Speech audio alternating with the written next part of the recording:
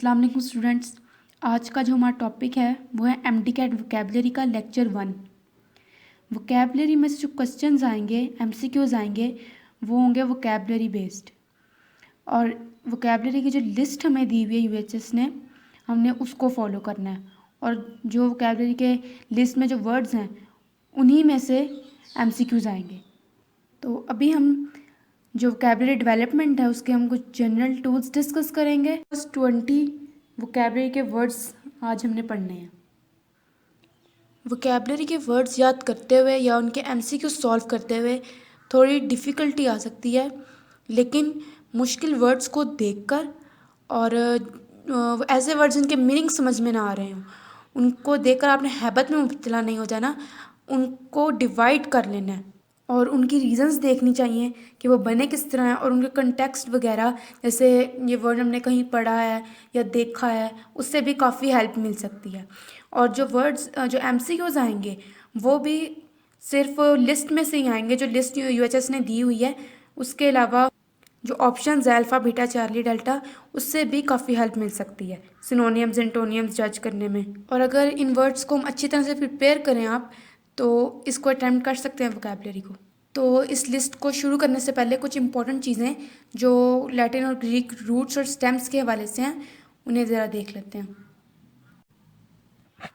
जैसे हम अपनी फील्ड से मुतल्लिक ले लेते हैं बायो। हमने देखना है कि वर्ड्स जो हैं उनकी ओरिजिन क्या है, बेस क्या है। बायो का मतलब क्या होता है? लाइफ। ओके, तो बायो के साथ अगर कोई प्रीफिक्स सफिक्स लगाकर उसका मीनिंग भी जज किया जा सकता है। For example symbiosis. सिम्बायोसिस, अब सिम और बायो और सिस। सिम का मतलब होता है मुश्तरका, बायो लाइफ, और अब जैसा कि हमें पता है बायो का मतलब है लाइफ, जिंदगी। तो ये वर्ड प्रीफिक्स सफिक्स के साथ जिस भी वर्ड में आएगा, ये बायो किसी भी वर्ड में आएगा, तो हमें बेशक उसका मतलब पता नहीं पता, हम गेस कर सकते हैं, मीनिंग हमें जज करने में आसानी होगी। और सिस का मतलब होता है अमल। एक और बात कि हमने जो टेस्ट होगा उसमें टेस्ट में मीनिंग तो बताना है ही नहीं, उसमें हमें 4 ऑप्शंस दिए होंगे, हमने उसमें से जो बेस्ट ऑप्शन है वो चूज़ करनी है।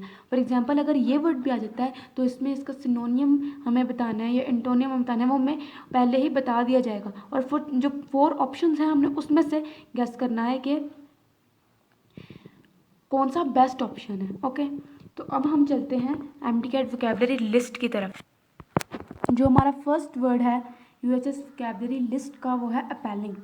अपेलिंग ये एक एडजेक्टिव है, ठीक है। आईएनजी से भी हम इसको थोड़ा गेस कर सकते हैं। और अपेलिंग वैसे अगर इसका मीनिंग देखा जाए तो इसका मतलब होता है हौलनाक, ठीक है।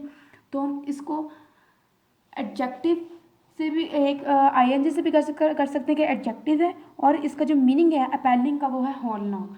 हौलनाक, कॉजिंग शॉक और डिसमे। इसके जो सिनोनियम है वो है awful, terrible, dreadful, abysmal, disgusting, outrageous. और जो एंटोनियम्स हैं वो हैं, एंटोनियम्स और सिनोनियम्स में फ़र्क क्या है? सिनोनियम्स होते हैं मीनिंग, एंटोनियम्स होते हैं ऑपोजिट, ऑपोजिट मीनिंग, ठीक है। तो इसका जो एंटोनियम है वो है delightful, magnificent, vulgar, superb, etcetera. Appealing का जो हम गेस लगा सकते हैं इसको याद करने, क्योंकि सारे 208 आई थिंक वर्ड्स हैं, उनको याद भी करना है। तो इसका जो हम गेस लगा सकते हैं अपेलिंग से, ऑफुल से, ऑ हॉ। उर्दू में हम हैरान होलनाक जब किसी चीज़ को देखते हैं तो हम हमारा जो एक्सप्रेशन होते हैं ऑ हॉ, उससे भी हम इसका जो मीनिंग है उसको हम जज कर सकते हैं और आसानी भी हो सकती है। नेक्स्ट वर्ड है अस्टाउंड। अस्टाउंड का मतलब है हैरत ज़दा। अस्टाउंडेड जो है ये एक एडजेक्टिव है, फीलिंग और शोइंग ग्रेट सरप्राइज और वंडर। इसके सिनोनिम्स हैं astonished, amazed, dazed, confused, flabbergasted, aghast, horrified. और एंटोनियम्स हैं alert, watchful, casual, impassive, blase, emotionless. Okay, third word की तरफ चलते हैं अपेरेंटली। अपेरेंटली का मतलब क्या है? अपेरेंट है एडजेक्टिव, ठीक है, और अपेरेंटली ly एडवर्ब।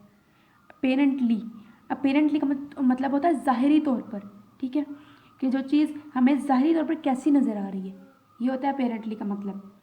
सिनोनिम्स हैं इसके सीमिंगली, ऑस्टेंसिवली, आउटवर्डली, एविडेंटली, ऑब्वियसली, और एंटोनिम है actually, really, hiddenly, significantly, etcetera etcetera. Next है अटैच टू। अच्छा, यूएचएस ने कुछ इजी वर्ड्स भी दिए हुए हैं, लेकिन हमने उनको यूएचएस जो एम्प्टी कैट है ना, उसमें ये इजी वर्ड्स का मतलब ये नहीं है कि आसानी, इसके मीनिंग भी आसान होंगे। ये इजी वर्ड्स ज़्यादा खतरनाक है, इसको हमने ज़्यादा अच्छी तरह करना है, ठीक है। अटैच टू का मतलब है वर्ब, ठीक है, सॉरी, अटैच टू एक वर्ब है, इसका मतलब है जुड़ा हुआ। जैसे घर देखें, ये जुड़े हुए हैं आपस में, तो इसका जो सिनोनिम्स होंगे वो होंगे ascribed, assigned, fasten, joined, added, appended.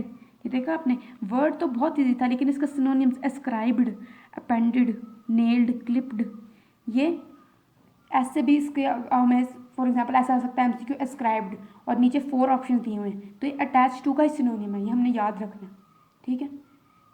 और ये इजी वर्ड्स को भी आपने इजी लेना है, इनको भी अच्छी तरह याद करना है। फिर है डिटैच्ड, सेपरेट, इसका एंटोनियम डिसएंगेज्ड, अनफास्टन। जो वोकैब याद करने का तरीका है ना, वो है आप या तो विजुअल रिप्रेजेंटेशन ले लें, जैसे विजुअल भी दी हुई है, अपेरेंटली, अस्टाउंडेड, और ये अपैलिंग वगैरह, ये विजुअल रिप्रेजेंटेशन भी दी हुई है। या तो वर्ड्स में से सिलेक्ट करें कि कौन सा वर्ड डिफ़िकल्ट है, जैसे अंडरलाइंड हुआ हुआ है कि कौन सा वर्ड डिफ़िकल्ट है, जो आपको डिफ़िकल्ट लगता है, जो इजी है। अब अटैच टू का फास्ट एंड ज्वाइंट, ये तो हमें पता है, ये तो कॉमन है कि इजी हैं वर्ड्स, तो इन्हें इतना ज़्यादा याद करने की ज़रूरत नहीं है। जो मुश्किल है, ईजी और डिफ़िकल्ट को हाईलाइट करें, और फिर डिफ़िकल्ट पे ज़्यादा तवज्जो दें ईजी की निस्बत, ताकि जो वोकैब है वो भी अच्छी तरह प्रिपेयर होती जाए। Next is alas. इसका मतलब है अफसोस, ये exclamation use to express unhappiness, pity, concern, अफसोस होना। सिनोनिम्स हैं unfortunately, sadly, regrettably, more's the pity, और एंटोनिम्स हैं लकीली, ये ये जो खुशी के एक्सप्रेशंस हैं, ग्लीफुली, ब्लिसफुली, ये। नेक्स्ट है अब्रप्टली। अब्रप्टली का मतलब है अचानक, अब्रप्ट होता है एडजेक्टिव, देखें अब्रप्ट है एडजेक्टिव, और अब्रप्टली एडवर्ब, कि अचानक, अनएक्सपेक्टेड वे में। इसके सिनोनिम्स आएंगे ब्रिस्कली, रैपिडली, हरिडली, और एंटोनिम्स आएंगे प्रोग्रेसिवली, ग्रेजुअली, आहिस्ता आहिस्ता, civilly, courteously. Next is anxieties. Anxiety एक नाउन है, परेशानी होना, ये नाउन है एक एंजाइटी। एंजाइटी का मतलब है परेशानी, ठीक है, कंसर्न्स, नर्वसनेस, डाउट्स, सस्पिशंस। इसको जो एंटोनिम आएंगे वो होंगे कामनेस, स्टिलनेस, पीस, सुकून, अप्रेज्ड। ये पहली बात बहुत इंपॉर्टेंट है, थोड़ा इसके जो मीनिंग है उनको भी। नेक्स्ट वर्ड इज बून। बून का मतलब है दान, कर्म, फ़ायदा। एक इम्पॉर्टेंट चीज़ जो मैं आपको बताऊं वो है बून। अच्छा, जो वर्ड्स हैं बून, बेन, इनका मतलब होता है अच्छा मीनिंग होता है। और जो मैल वाले वर्ड्स हैं, इनका बुरा फंक्शन होता है, इनका मीनिंग बुरा होता है, जैसे मैल फंक्शन, मैल न्यूट्रिशन, मैल, बुरा, नेगेटिव में इनका मीनिंग है। तो बून वाले जो ये बॉन, BON वाले बॉन जो वर्ड्स होंगे वो एक पॉजिटिव सेंस देंगे, और उनका मतलब होगा दान, फायदा, कर्म। Advantage, godsend, windfall, blessing, gain, इसका सिनोनिम्स हैं। और nuisance, weakness, shortcomings, drawback, इसके एंटोनिम्स हैं। नेक्स्ट है बीवल्डरमेंट, हैरानी। ये एक नाउन है, द क्वालिटी और state of being lost, perplexed और कंफ्यूज्ड, कंफ्यूजन होना, हैरानी होना, बीवाइल्डरमेंट।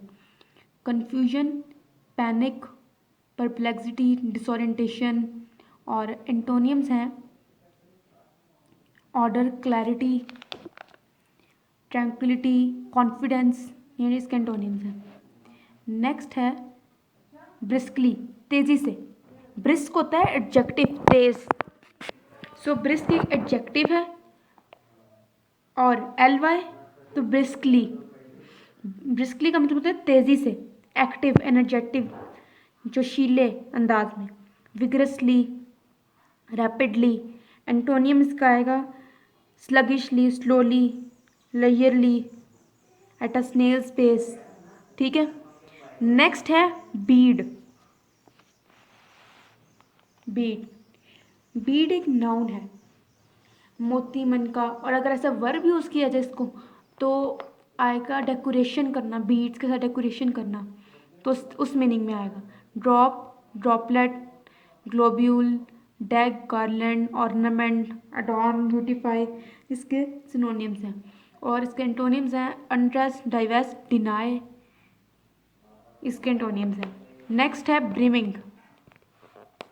ब्रिमिंग, ब्रिम का मतलब होता है किनारे तक आया हुआ। जैसे ये एक कह लें एक लैंड है और इसका किनारे तक आया हुआ हिस्सा, मतलब लबाब, कोई किनारे तक आई, फुल इतना भरा हो कि किनारे तक आया हो, तो ये एक एडजेक्टिव है, इसका मतलब है लबाब।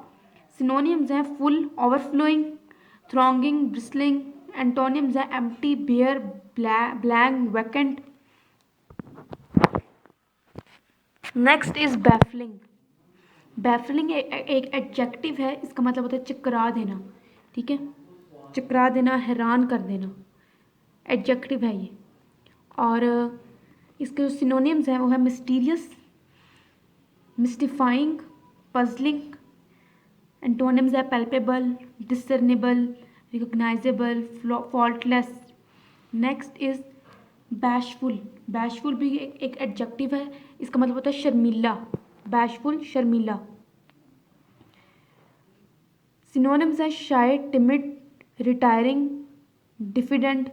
और एंटोनिम्स हैं bold, cheeky, self assured. Next is beckoned. Beckoned का मतलब होता है हाथ हिलाकर इशारा करना।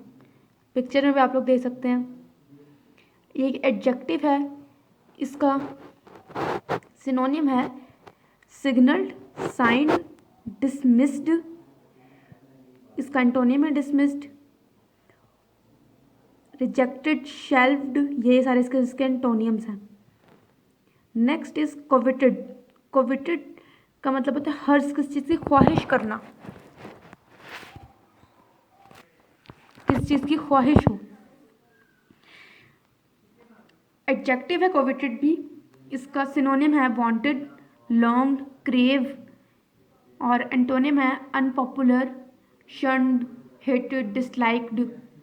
Next is credentials. क्रेडेंशियल होता है एजाज़ात, सनदनामा। ठीक है, ये एक नाउन है जो हमें सर्टिफिकेट मिलते हैं, मतलब या जो हमें मिलते हैं, जैसे अवार्ड मिलते हैं, सनदनामा होते हैं, वो होते हैं क्रेडेंशियल्स। सिनोनिम्स हैं डॉक्यूमेंटेशंस, टेस्टिमोनियल्स, बैचेस, पासेस। और एंटोनिम है डिसअप्रूवल, रिफ्यूजल, डिस्कंटमेंट। ये इसके एंटोनिम्स हैं। कैपेशियस, ये कैपेसिटी से कैपेशियस है, एडजेक्टिव है, इसका मतलब होता है कुशादा, बहुत ज़्यादा होना। कैपेसिटी किस चीज़ की, मतलब जैसे आप ये रूम देख सकते हैं कितना ज़्यादा कुशादा है। ठीक है, खाली है, इसमें जगह है, कैपेसिटी से होना, कुशादा होना। सिनोनिम है रूमी, वॉल्यूमिनस, वॉल्यूम से भी आ सकता है, देखिए ना, वॉल्यूमिनस। और साइजेबल, ह्यूज, वास्ट एक्सेट्रा। और एंटोनिम है cramp, small, confined, limited, restricted etcetera. ये इसके एंटोनिम्स हैं। अभी हमने 20 जो वोकैबुलरी वर्ड्स थे यूएचएस की लिस्ट के, वो हमने कर लिए हैं।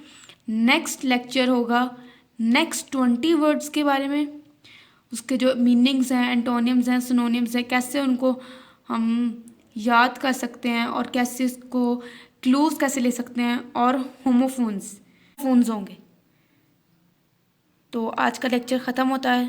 अल्लाह हाफिज़।